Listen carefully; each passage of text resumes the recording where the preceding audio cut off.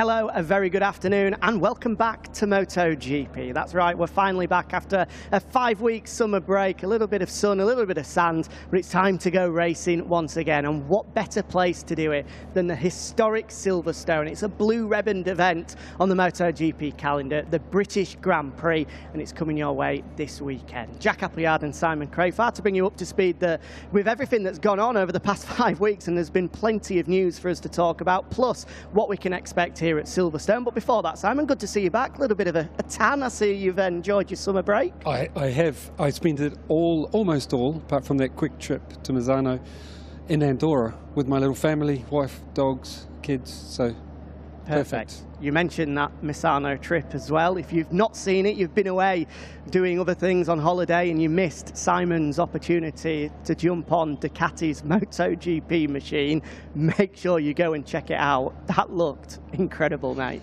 It really was. It was amazing because it was the whole package, meaning the bike, GP22 with, it was my first experience on the real MotoGP Michelin tyres with because of the tyres, the real electronics, so meaning settings, not a overweight aging journalist settings, you know, keep them safe. It was the real thing, so it was mind-blowing.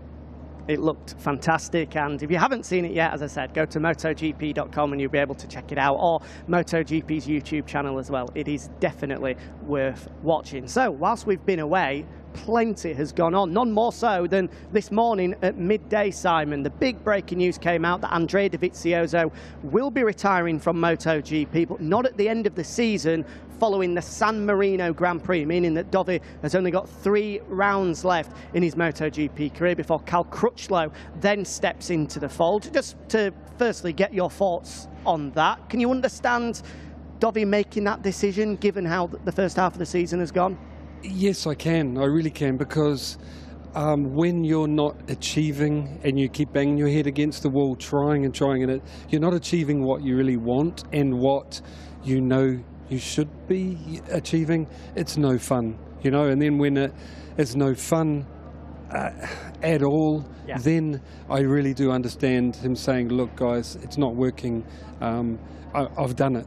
I got an awesome opportunity with the Castro Honda Superbike, and for certain reasons the same thing was happening, and I walked away. One of the nicest bikes I've ever ridden. So it's about you being happy and believing that you can do it, and if you don't feel like that, there's no point, you know. And you know, we're really going to miss Dovi from the paddock.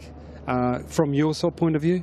Yeah, without a doubt. I mean, it's something that we both share. Dovi, outside of what he's been able to achieve on track, and he will go down as one of the best riders to have never won a MotoGP World Championship, up there with the likes of Randy Mamola and Dani Pedrosa, without doubt.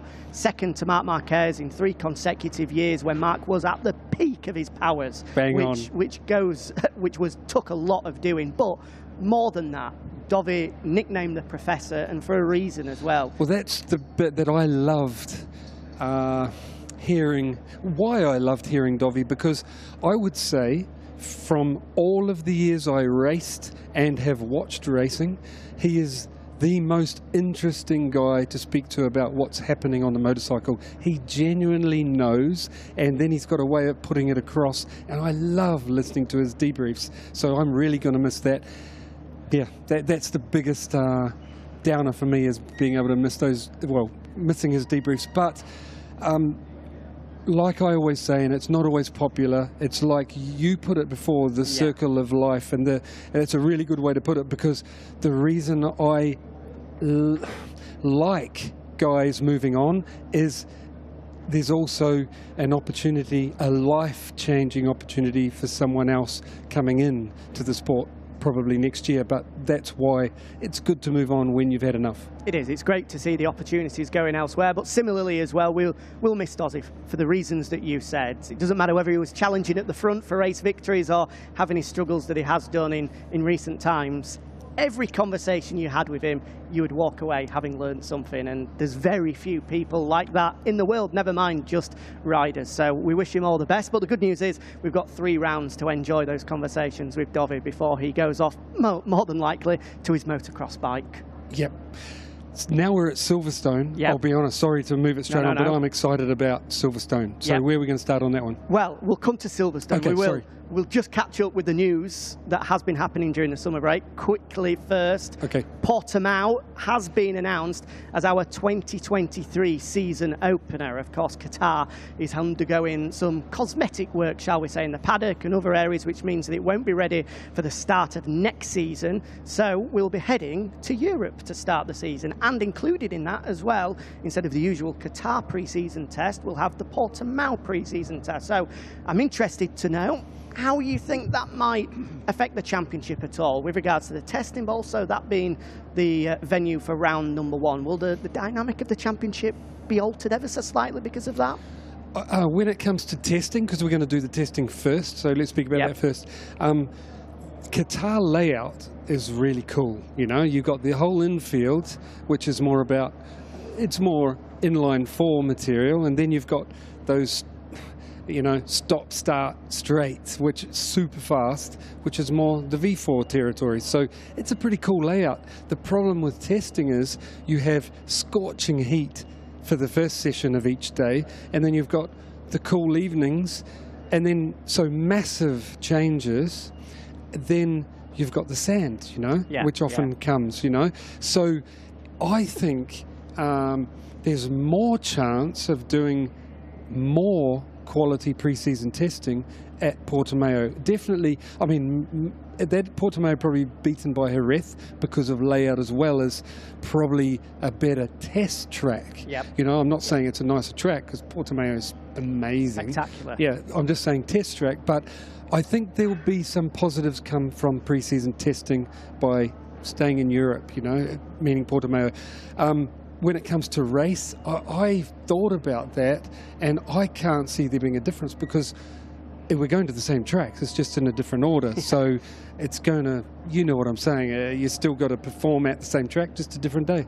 It will be interesting, and tickets are on sale now as well for that opening round of 2023 at the back end of March. A popular holiday jaunt for many, including me, the Algarve at the back end of March, so the sunshine will be no doubt beaming down on us. It will be the perfect venue for the start of 2023. Beach, mountains in the background, food is spectacular. It is. And good price, so I love the place. If you want some food recommendations, send Simon a message on Twitter and he'll definitely point you in the right direction. Our final bit of news that's happened over the summer break that we need to talk about is the next piece of the 2023 jigsaw has been put into place. Alex Rins finally confirmed to be on an LCR Honda next year, and when the news came out that Suzuki won't be with us next year and both Rins and Mir were looking for a ride, Honda didn't spring to mind for Rins as being a machine that we thought would fit him and his riding style, but that's where he's going to end up, and I think it's an interesting one. Simon, how do you see that playing out? Yeah, I don't think there was lots of options.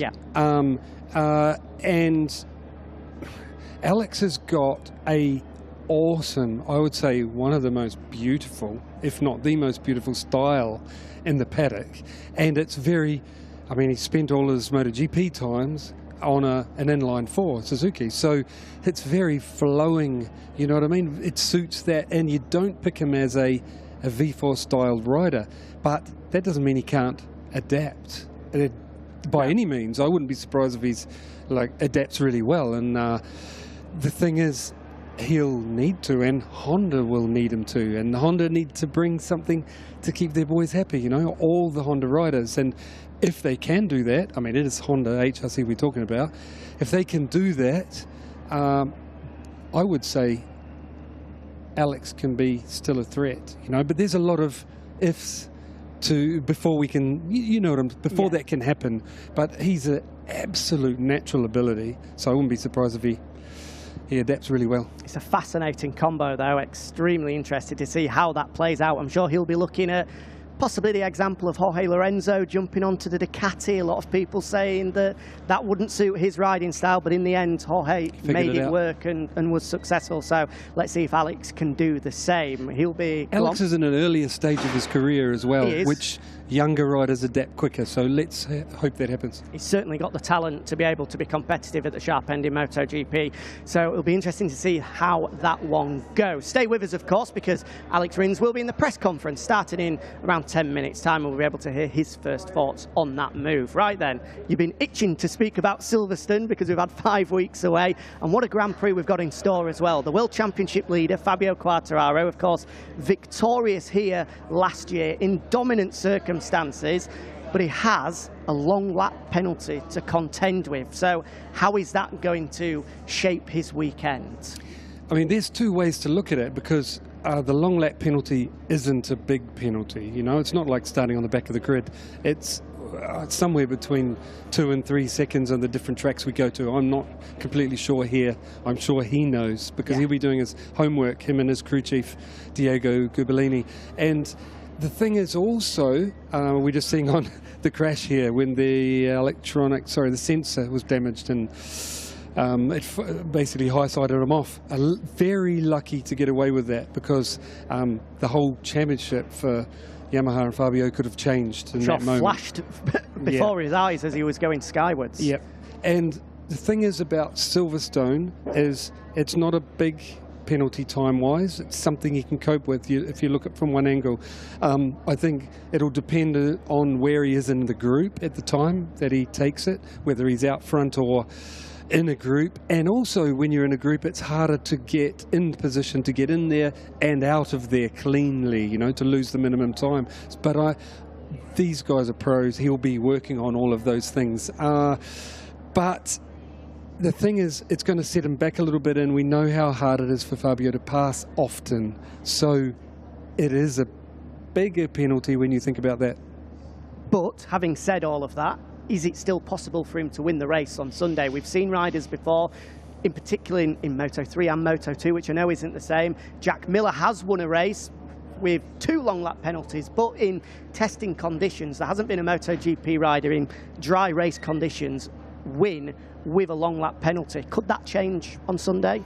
I wasn't fully ready for that. I should have been. But Sorry. I like it. The way I see it is Fabio has been on form all year, and in general a level above. For the year. And there's only riders occasionally step up to his level, and not always. Aleix did it at the last one, Pecco previously, and I think if Fabio rides like he can, yes, it's possible. Yeah. It's certainly going to be a fascinating watch on Sunday, and you feel that qualifying, we know in modern day MotoGP, is so important, probably even more so for Fabio this weekend, because you feel it could be a double penalty if he finds himself on row 2, row 3, to then have the long lap as well. Suddenly things become difficult. Let's touch on Aleix Espargaro then, because his performance in Assen, he said himself, and I'm sure you go along with it, I do as well, was his best ride of his Grand Prix career. Never mind the victory in Argentina, that was out of this world. And could you say that this 5-week break came at the wrong time for him, because he hasn't been able to build on that performance in Assen? I don't think it will damage, do any damage, the break. Okay. Everyone was tired. He admitted he was exhausted, I think it's mentally and physically. After the crash, he said that, he basically took extra risk, because if he fell, he had less to lose, after the incident. And he rode like, I'll be honest, I didn't know it was possible for Aleix. He was the fastest guy on the track, and he fully deserved to win, I think, that Sunday. He was fantastic. And it's also why I think he could still be on that roll. He was very good here last year, his first ever podium.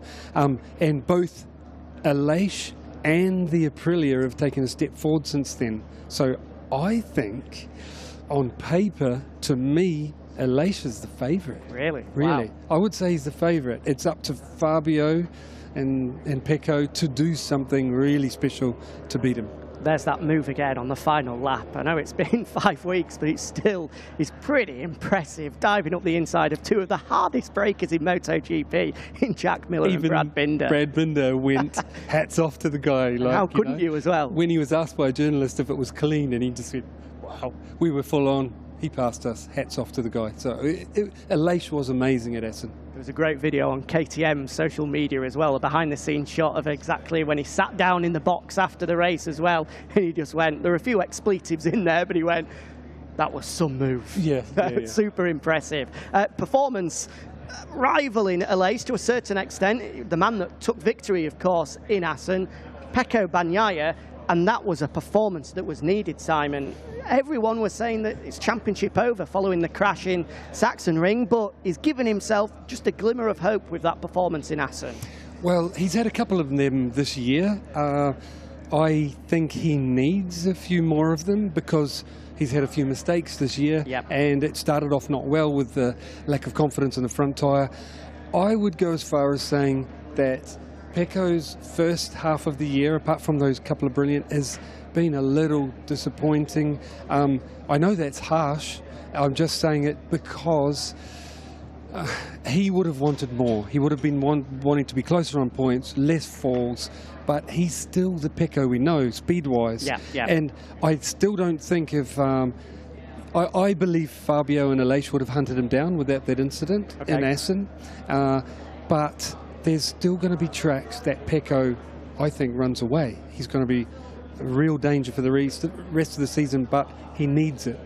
Those are our three key title contenders, you would have to say. Now we're in the second half of the season, the bit where it really starts to count. Outside of those three this weekend, Simon, who do you think are the ones we should be keeping an eye on? Who do you think could spring a surprise? Well, I mean, there's a lot of guys to mention, you know, 20, 21, so more to go through, and we're not going to be able to do that. No. But I think there's, I mean, the ones that spring to mind are the ones with, you know, a big carrot dangling, and you've got to say Jorge Martin and Nea Bastianini, you know, both wanting that factory ride. I think we're coming up to tracks where I think we're going to see one of them do really well. They've got big motivation too, and they're on the right bike to do some real results second half of the season. But then you go through to, there's a couple of guys who are jumping ship, like Jack Miller and Paul Espargaro here was really good. They're leaving, and there's a couple of others, like basically I'm saying I think they want to prove something before they leave. We're going to see something, a big fight from those guys, you know, trying to get something done. Then there's, like I said, Pecco needs, but also guys like Joan Mir, who have, I've never said this before, but Joan's had a disappointing season so far this year, and that's not normal for Joan, and I think he's going to come out of the corner swinging. He wants to show what he can do, and he can. He's got that brilliance in him. So, but the other thing I'm always interested in is the rookies, who's, you know, the Ducati ones have already shown what they can do. I think there's going to be some more of that, but which of the other rookies is going to shine? That's the stuff I'm most interested in. In particular, Marco Bezecki, of course, first ever podium last time out, and one I want to throw into the ring as well. A previous winner here, Maverick Vinales, fresh from his first podium with Aprilia as well. I think those are two that could be in contention. Completely, I totally agree. I want to know, I've said it before, how hungry is Maverick? I think that's the key, because he's got the ability, he's got the bike. How hungry is he? This is the weekend to prove it. Will we have then an 8th different winner here at Silverstone in 8 consecutive years? What a run it's been. Maverick Vinales, of course, being one of them back in 2016. Can Top Gun spring a surprise on Sunday and be the first double winner in that stretch? Or will we have a new name on top of the podium? We'll find out on Sunday. Before that, though, let's head over to Matt Burt for the pre-Monster Energy British Grand Prix press conference with Fabio Quartararo, Aleix Espargaro, Pecco Bagnaia, Jack Miller and Alex Rins. Thank you very much for joining us. Great to have Simon back, and enjoy the return of MotoGP. Bye for now.